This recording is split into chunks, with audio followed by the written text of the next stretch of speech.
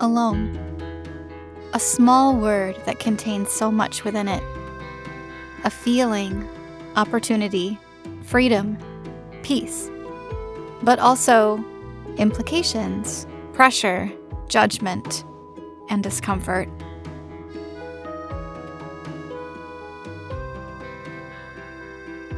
Why is being alone sometimes so welcome? Like letting go of a breath you've been holding without realizing it, but also unwelcome at times? A reminder of our otherness. That if you weren't alone, you would be surrounded by other people, which to many implies importance. And if you weren't important, people wouldn't care if you were around or not, would they?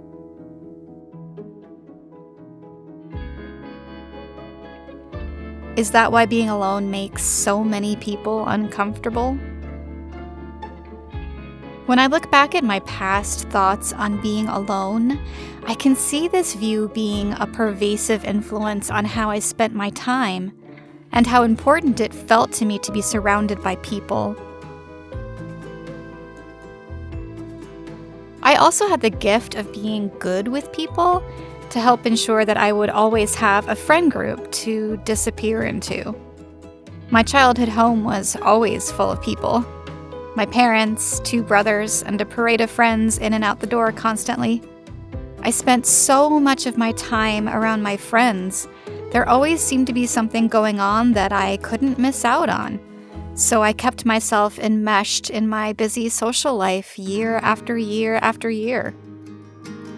This continued in college, where I lived in dorm rooms and houses with several of my best friends and spent almost all of my days and nights involved in theatrical productions, surrounded by people almost every moment of every day. And it continued after college, as a young woman sharing a small New York City apartment with 3 roommates and working 40-plus hours a week in restaurants, constantly caught in the whirl of chaotic energy that is New York City. Then, I got married to my ex-husband at the age of 25, and everything changed.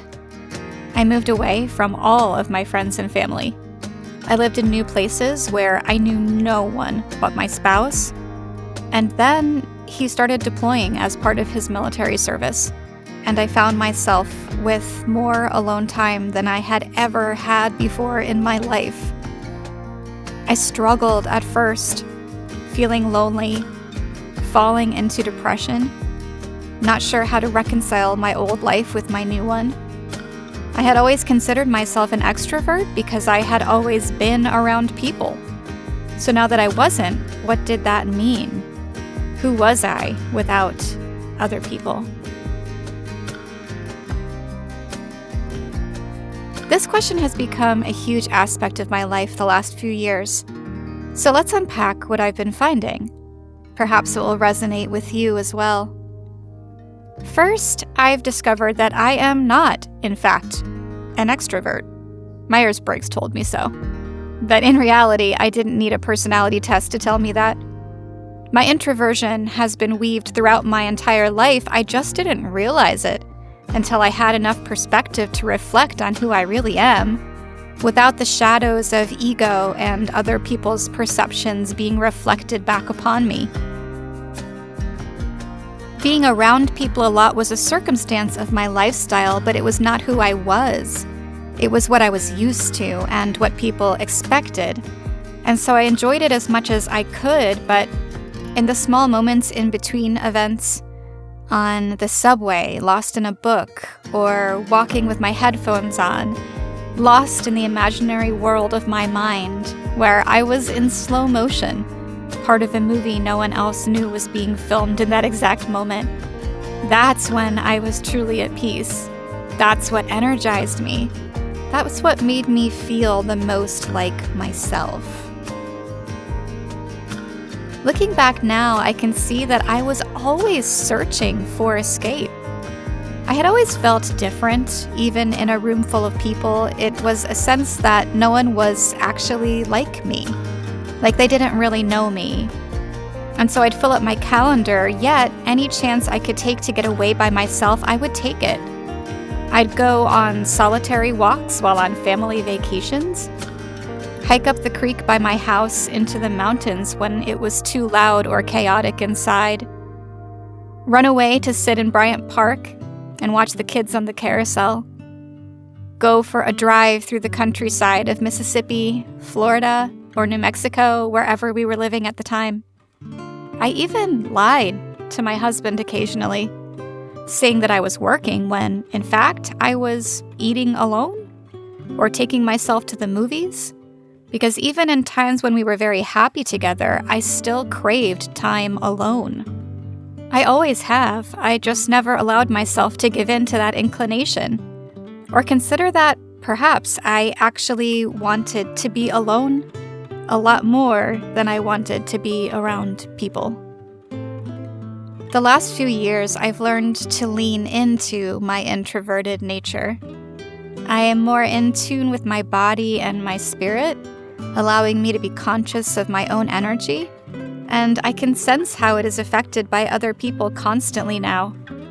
I don't deny it when I start to feel worn out at a social gathering as I used to. I don't push through to look a certain way to others. I honor my boundaries. I navigate other people more strategically now, considering who makes me feel good and who doesn't, who I have to limit my exposure to and who I can freely spend time with, knowing that it will lift me up instead of dragging me down. My son is the only person who I never have to think twice about. He always fills me up. His energy is so wholesome and light that it makes my spirit shine brighter, so I relish all of our time together. And then when he's off having adventures with his dad, I also relish our time apart. Do I ever feel lonely? Not really. I honestly don't. I love the peace and quiet of my home. I pay more attention to the moments when I'm by myself. I walk a lot. I feel content in nature. I enjoy cooking and catching up on music, books, podcasts, and movies that make me feel good. I move my body through yoga, kickboxing, stretching, or dancing around my living room or backyard. I work on personal projects where I find creative outlet and inspiration. I write. I plan. I bullet journal. I research topics that fascinate me. I work on myself by doing journaling exercises, meditations, tarot, or just talking out what's on my mind. I take care of my plants. I garden. I play with my dog. I explore and go on little adventures. One of my favorite things to do is put on an outfit that makes me feel pretty, and then go to the bookshop and a cafe. I watch people, I window shop, I savor a hot cup of tea, feeding on that main character energy. And I wander and I wonder about what awaits me down the road, who I'll meet and what I'll do, where I'll go, what my story will look like. But one of the most important things about my time alone is what I don't do. I don't worry about other people. I don't worry about whether they're noticing my absence.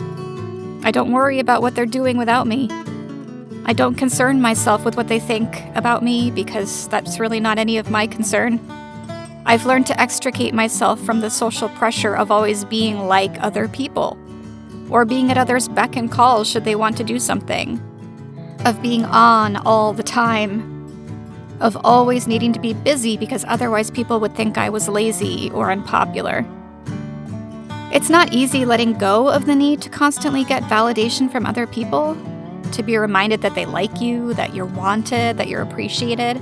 I get it, and I'm not saying that if you can't just let it all go that you're failing somehow, or that if you truly and deeply enjoy and get true fulfillment in life from being around other people that you're wrong.